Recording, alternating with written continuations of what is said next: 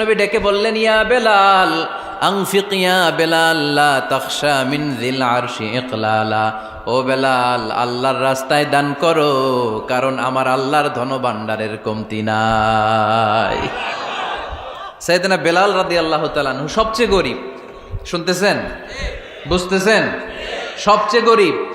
Down পার্টটা ঢাকার মতো একটা গার্মেন্ট ছিল, একটা কাপড়, এটা পেঁচায় আসতো, নামাজ পড়তো।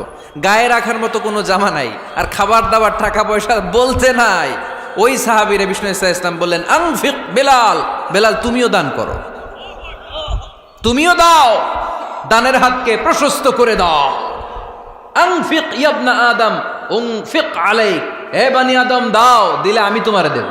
কেজির এটা হুজুরে দিয়ে দিলাম, এরপরে কেউ আমার 20 কেজি দিলে ওইটা ধরবো, ওইটা আবার আরেকজনরে দিব, এরপরে আরেকজন 30 কেজি দিলে ওইটারে ধরবো। কথা বলেন, কথা বলেন, কথা বলেন।